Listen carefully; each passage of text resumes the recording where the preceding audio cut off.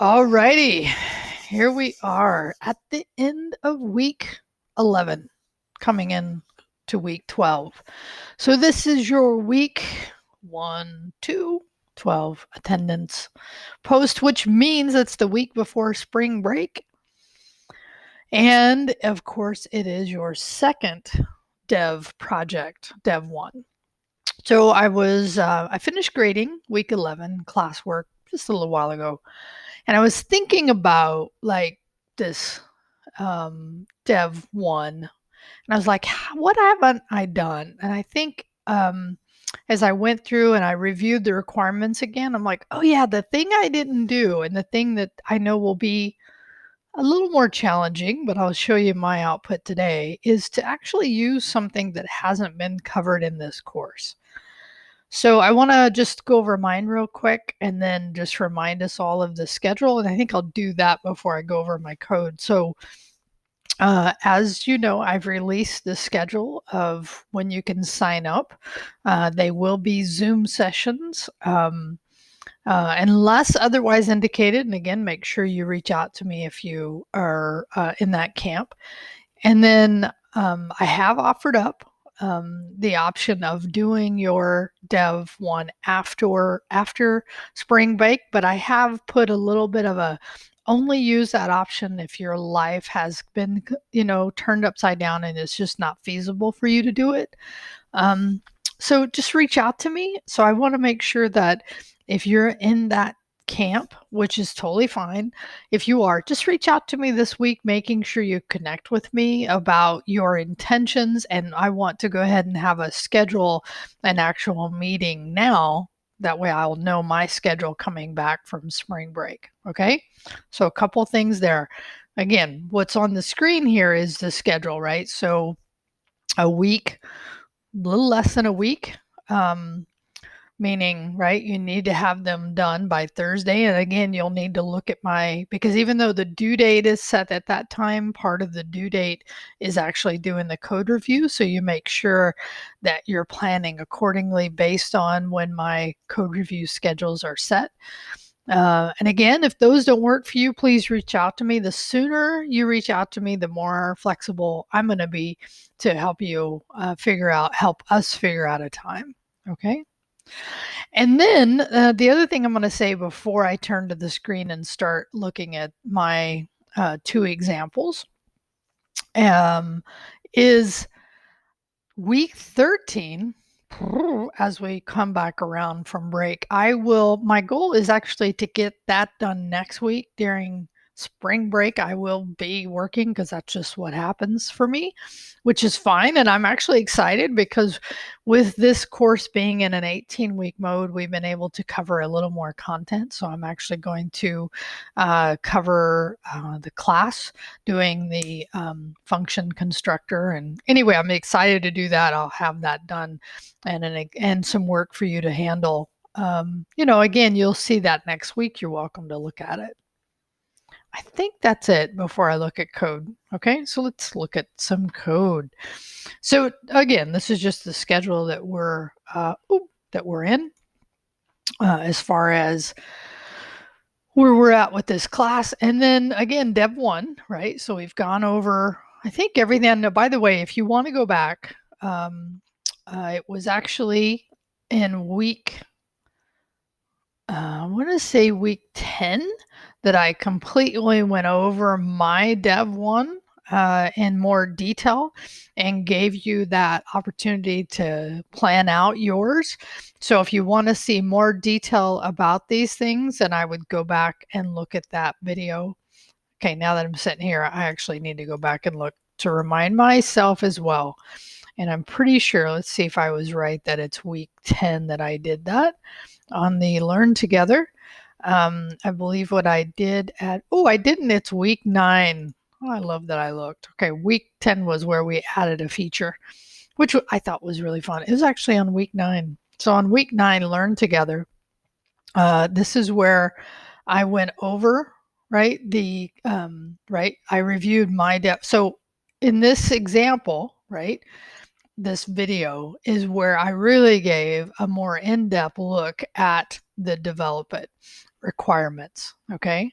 But the one thing I hadn't covered, and that's what I remember today, was the idea of using 2 examples of JavaScript code that's not covered in this course.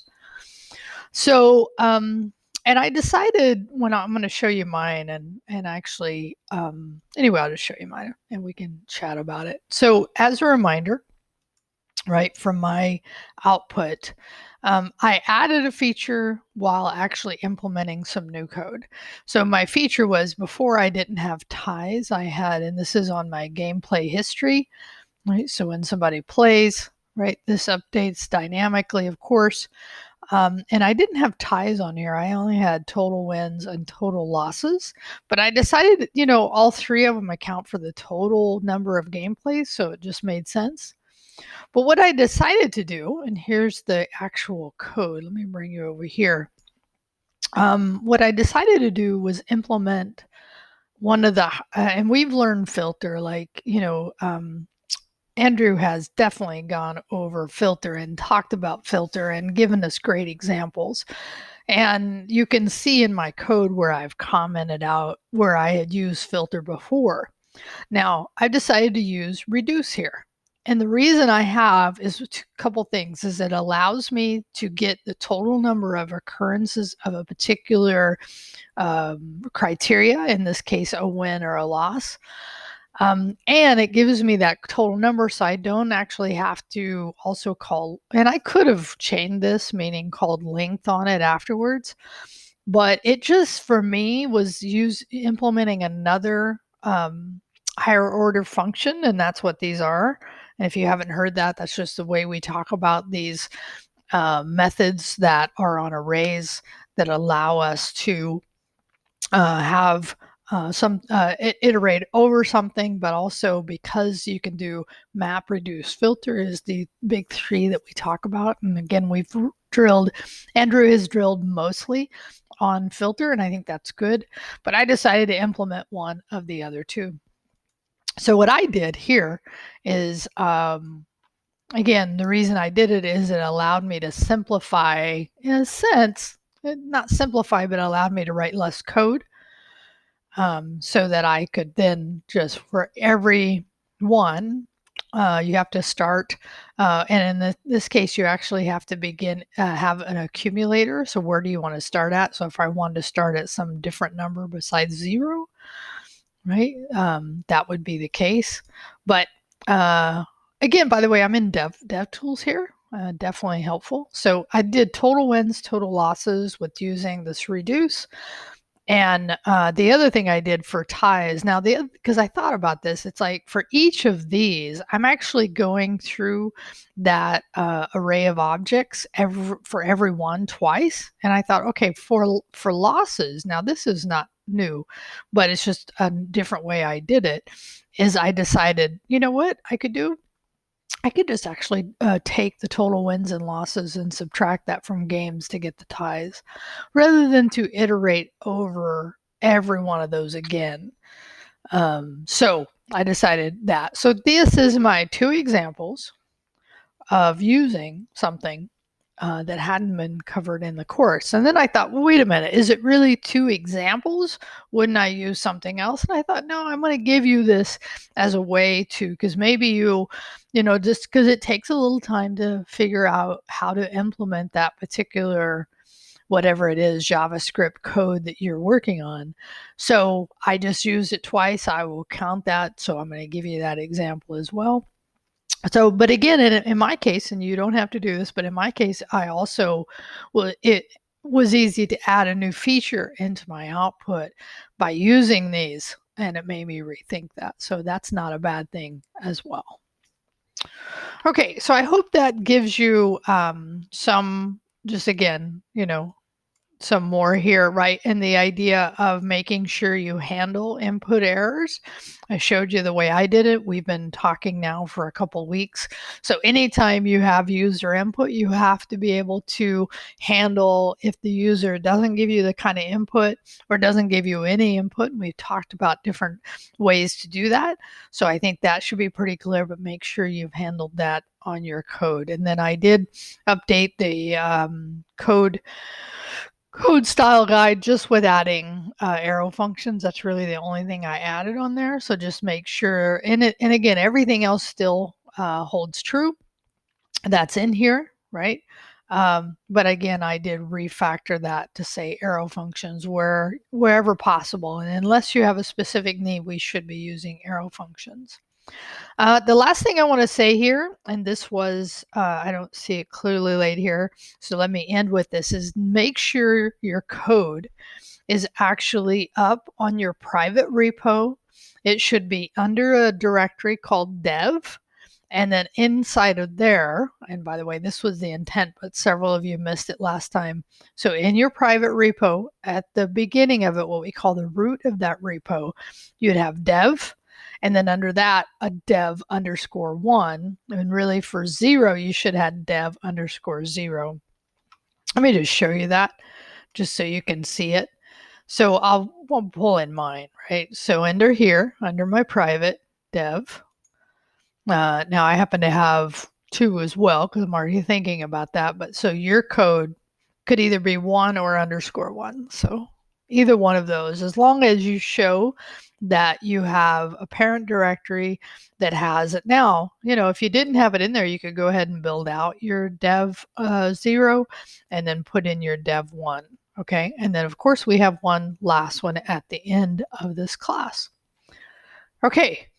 Hope that helps you out. Hope you got all the information. So the thing you need to say here is any last minute questions that you might have now that I've gone over and now completed my coverage, again, based on also looking at week 9 if you want to review, right? And my example from today, understanding the timeline, understanding where I want you to put it, understanding the coding style guidelines, really basically adding just the arrow functions to our already existing list. And making sure you're reaching out to me if you're going to have your code review after spring break. Again, we'll schedule something. That'll be the part of the requirement I'll ask from you, is that if you're not doing it, that you have something on the schedule for us after spring break. That I will do week 13 learn together next week, so you will have it to look at prior to coming back from break. Anyway, I hope you're all well. Last thing is we're doing them in Zoom. Make sure that you understand that. So if you want to, I've been holding my office hours in Zoom.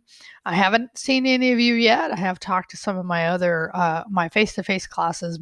We've been doing Zoom. So I like it. It's a great interface and a wonderful way to do code reviews, because then we can look at either each other. Does not a requirement, but we can look at the code together. Okay. And okay, one more thing that I really will quit is that whenever you've scheduled your code review, make sure you've submitted your code a little bit early to allow me to review it so that I can go through it.